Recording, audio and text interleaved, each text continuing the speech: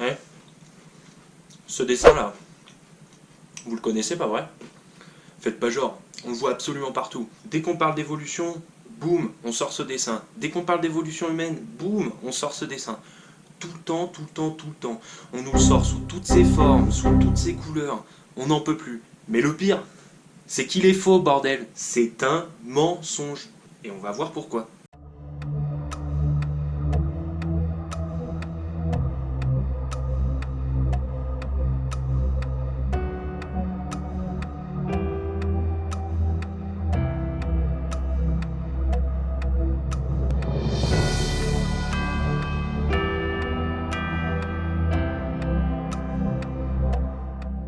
Alors commençons par décrypter un petit peu cette représentation. On part d'un chimpanzé, très bien.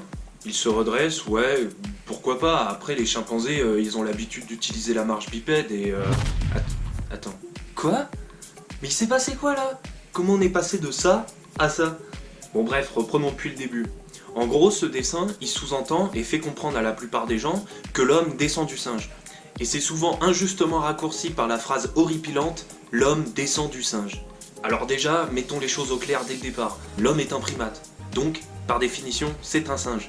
Et si quelqu'un me répond « ouais, non, mais par singe on entend chimpanzé », bah ça marche pas non plus. Car nous partageons un ancêtre commun avec les chimpanzés, mais nous ne sommes en aucun cas en affiliation directe. Alors un ancêtre commun, qu'est-ce que c'est brièvement? Les médias en général, ils préfèrent utiliser le terme « chaînon manquant ». C'est vrai que c'est tout de suite beaucoup plus sexy et beaucoup plus vendeur. Mais cependant, ce terme il sous-entend plus ou moins la même chose que ce dessin qu'on est en train de décrypter. Il nous fait comprendre en gros que l'évolution est un processus linéaire matérialisé par une chaîne. Mais bref, passons. Un ancêtre commun, c'est une notion utilisée en phylogénie pour décrire un individu à partir duquel descendent tous les individus de deux espèces différentes. Les individus de ces deux espèces différentes partagent donc des caractères communs provenant de ce même ancêtre. Bien évidemment, elles ont développé plein d'autres caractères qui font d'elles aujourd'hui deux espèces différentes. On suppose donc que l'ancêtre commun de l'homme et du chimpanzé devait posséder les caractères partagés par ces deux espèces, comme les pouces opposables, les ongles plats, la présence d'un coccyx, les orbites vers l'avant, bref, t'as compris quoi. Donc en plus de nous illustrer une affiliation plutôt directe entre le chimpanzé et l'homme, cette petite représentation là, elle semble indiquer que l'évolution est un processus qu'on pourrait qualifier de linéaire. Donc à en croire cette représentation, l'évolution humaine se serait passée progressivement, plutôt tranquillou, les individus passant d'un stade à un autre, jusqu'à temps que les chimpanzés viennent à pondre des homo sapiens. Sauf que l'évolution, ou plutôt les descendances avec transformation selon Darwin, c'est loin d'être linéaire. Les espèces elles vivent, elles se spécifient, elles disparaissent brutalement ou graduellement, et l'homme ne fait pas exception à la règle.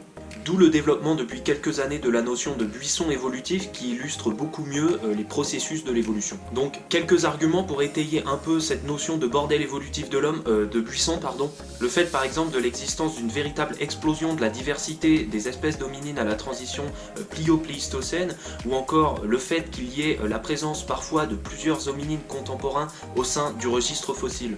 Eux à l'époque en tout cas ils auraient pu avoir des arguments pour être de bons gros racistes. Ou le fait encore que certains groupes d'hominines comme paranthropes viennent à disparaître brutalement des registres fossiles, au contraire de l'espèce Homo neanderthalensis qui elle disparaît plutôt graduellement. Ah ouais, si vous me sortez l'argument « ah bah ouais mais comment ça se fait que les singes ils ont pas évolué eux ?» Cette question elle a pas de sens. Le fait est qu'on en sait beaucoup moins sur l'histoire évolutive des grands singes que de la nôtre, surtout dû à un biais de la recherche et de la conservation. Car oui, la plupart des gisements pouvant nous informer sur l'histoire évolutive des grands singes se trouvent soit en pleine forêt tropicale, ce qui n'arrange pas la conservation des fossiles, et ils sont également pour la plupart du temps dans des pays géopolitiquement instables. Mais n'oubliez pas que leur histoire évolutive elle est aussi longue que la nôtre et qu'ils ont tout autant fait l'objet de contraintes sélectives menant à une forte adaptation à leur milieu. Bah oui, parce que si je pose Jean-Charles en pleine forêt tropicale, qui aura le plus de chances de survivre? Jean-Charles ou le chimpanzé? Vous avez 4 heures. Donc en gros, dire que l'homme descend du singe, ça revient au même que de dire que ta cousine et ta grand-mère sont la même personne. J'espère que cette vidéo elle vous aura plu, si c'est le cas n'hésitez pas à mettre un pouce bleu. Vous pouvez aussi laisser dans les commentaires des suggestions de stéréotypes, de légendes ou de mythes de la préhistoire que je me ferai un plaisir de décortiquer. En tout cas moi je vous dis à bientôt dans une prochaine vidéo, surtout apprenez plein de choses et restez curieux. Salut!